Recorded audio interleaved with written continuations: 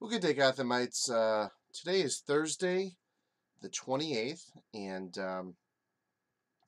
of February 2019. Happy Thursday. Weekend's almost here. I appreciate you stopping in to watch this video.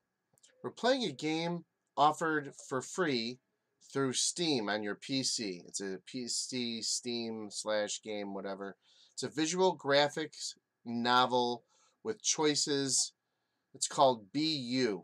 And every single choice you make supposedly changes the storyline of every other choice you're going to make.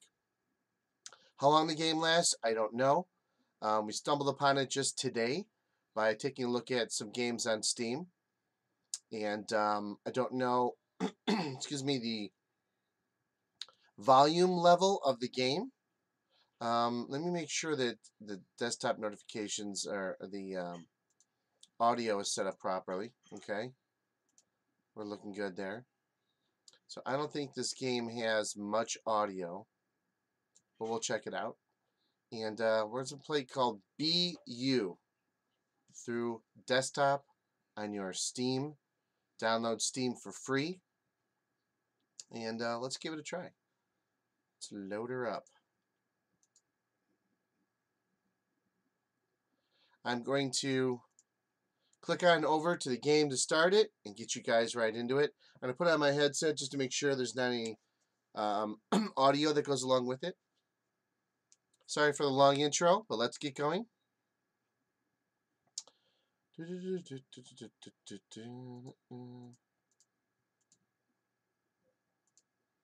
Okay.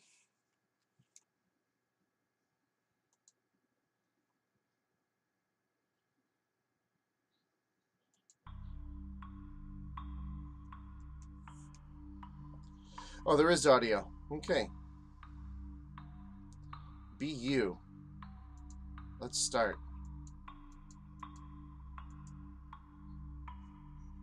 Spelling mistakes are not mistakes. They're little Easter eggs for you to find. See if you can find them all. How dare you think I'm bad at typing? I wasn't diagnosed as the most dyslexic person the doctor had met. That is complete slander. Today I'm feeling green. Green is so much fun. The color of life, a warm spring day, so calming. Filled with the siren's call of nature, but under the surface there is so much rot, an infected cut. Uh-oh. The eerie pallor on someone's face as they throw up. What we think of as the color of poison. Ooh. A radioactive meltdown. Nearly every Disney villain is enshrined in green when their big number comes. Contradiction, life and death, growth and decay. That's why green is so fun. So that's how I'm feeling today, is green. How are you feeling? Well, you don't explain what the different colors are. So I'm going to say, I think red would be like fiery and angry. Blue is kind of calm. I'm going to say maybe black. What do you prefer, day, dusk, or midnight? I prefer day. I'm a day person even though I work midnights. What's your favorite book? A book?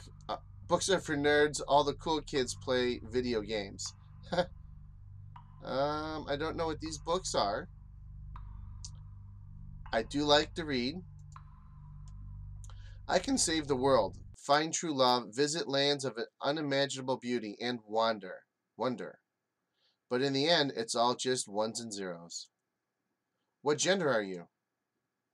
Okay, we're a male. Yeah, Lewis is too lazy to draw a boy and a girl character model. Or am I just making a profound statement about how gender doesn't matter and we're all the same? Gender does matter, I'm sorry. Wait a second, I really should have just said that and not the lazy thing. Lewis, remember to go back and edit this out. Be you. I am being me. You see a young person standing in their bedroom. Today is their 12th birthday, and this will be the most important day of their life. You are wondering about what present your dad will get you this year. Last year, you asked for a pet. Okay, so we're 12-year-old. Okay. We're wondering what's it going to give us this year. How about a doggy? Your dad got you a dog. You were terrified of dogs when you were little. So your dad got you one to show you that they were okay. And there was no need to be scared. Let's just say it didn't work. You always look forward to walkies, though. Not because you want a happy stroll with your dog. Your dad goes for walks with him instead, and you're finally left in peace without that woofing mad thing. How about some cereal to start the day? Gingerbread Man the cereal. Ooh, what looks cool? Let's go for the cool racing cereal. Extreme nummy nuts with totally radical surprise. This is your favorite cereal mainly because the surprise is there absolutely no cereal in it. It turned out that these boxes of cereal are used to put a single toy in as a surprise. Ended up selling so well that they just replaced all the cereal with toys. They're so cool, they're not held back by your trivial ideas of what is and what isn't edible. Truly, some of the greatest thinkers of our lifetime made this. You may be starving, but at least you have a ton of new plastic friends to complain about it with. A parcel is delivered. Your enemies are always whispering in the shadows, trying to get you, but you're one step ahead. You always make sure to repeatedly stab any post delivered to you in case there are poison spiders hiding inside. You can't be too careful. Wow. One time I found a bomb, but the person who made it was smart. I didn't know which wire to cut because they made them all red and so closely interwoven. Dad said it was just a red jumper and that your gran had knitted, but you know the truth. You mean your grandma. Alas, nobody's coming to your birthday party. I'm sure there's some tragic reason for it, but in truth, Lewis is a lazy piece of trash who can't be bothered to draw that many people. No one's coming. I saw like you didn't expect that, though. The strange parcel appears to open up by itself, as if otherworldly, ghostly hands were attempting to reveal what's inside. You have a creeping feeling up your spine, a mixture of fear and confusion, and then your legs start to walk towards the parcel. You didn't tell them to. You flail your arms around in surprise, attempting to grab something to halt your progress. But there's nothing. You continue to walk forward like a wind-up toy till you're next to the package. You look into it only to see a black abyss, and unceremoniously, you begin to tumble forward into that endless precipice. Big words in this game. The darkness all around feels suffocating, and then you're here. You don't know what here is, but you're definitely here. Oh my god, magical adventure. I've gone insane. What the hell? Magical adventure. Oh my god, I'm in hell. I knew they were all after me. That package must have been booby-trapped. And if you laughed at the word booby-trap, I am very ashamed of you. And now you're dead, and you've gone to hell, and there isn't much fire and brimstone as you expected. And so far as you can tell, you're not being force-fed your own entrails. Ooh. They must be trying to lure me into a false sense of security. But I won't fall for it. I won't fall for those devilish tricks. Off in the distance you hear a noise. A faint whimper. You go to investigate. Wait a second. Shouldn't you have like a bunch of options and stuff? Forcing the player to investigate the thing with no options of whether to do it or not seems to defeat the purpose of the game.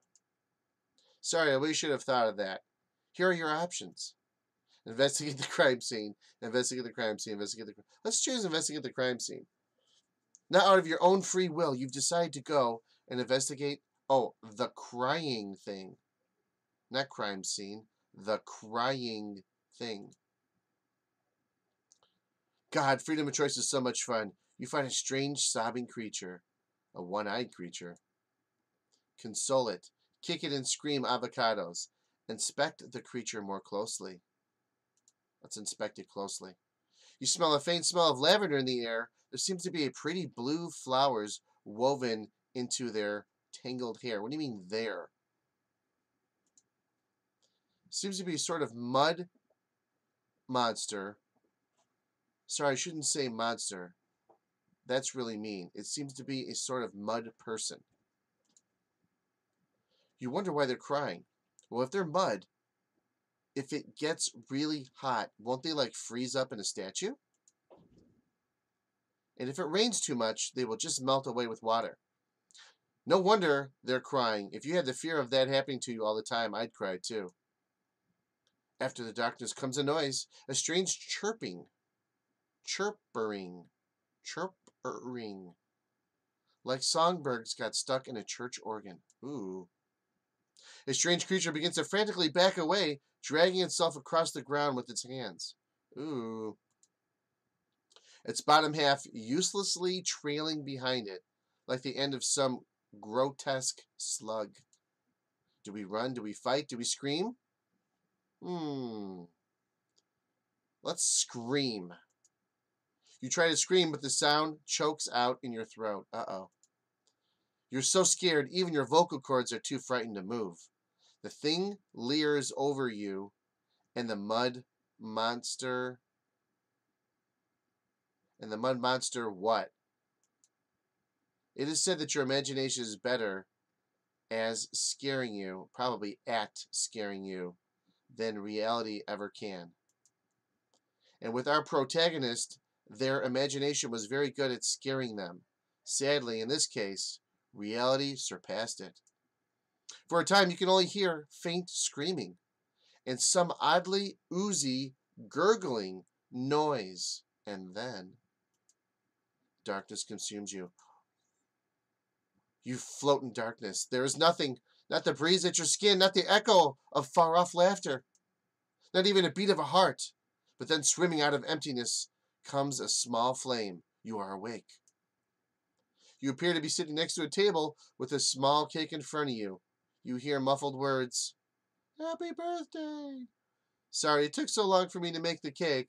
Someone came round, and I was a tad occupied. I must have dozed off while you were waiting. You hear these words, but somehow the words just feel jumbled and faded. Your mind is rushing with sheer insanity you just underwent. Was it a dream? So that's a massive cop-out. If so, that's a massive cop-out. I mean, the worst writing convention the world's ever seen, but was it a dream? Da. I guess if Lewis could ever be bothered to make a sequel, you might find out. Suddenly, that faded voice comes back into focus. I'm sorry for keeping you waiting, but can you please blow the candle out? You've been staring at the middle.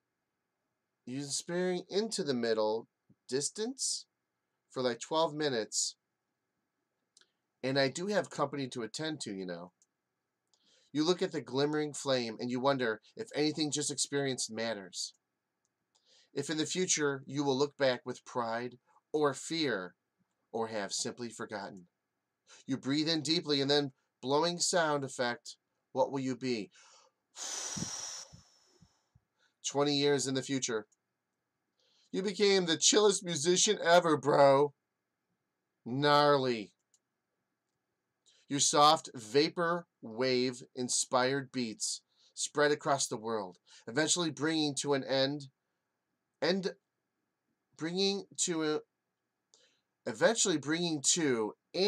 end all world conflict. Your music is powerful. People can't be bothered to fight because they're too chilled out by your music. You're so chill, bro. You became a pioneering astronaut, legalizing super vapes that get you so high they can literally transport you out of the Earth's atmosphere into another galaxy. Whoa!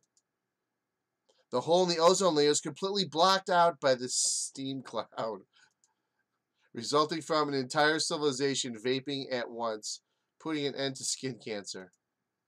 Eventually, you create so much music. You create music so chill. It even stops atoms from moving. Wow. Preemptively creating the heart death of the universe. But it's cool. This game is dedicated to the memory of Edie, Ed Gould, and John Bain.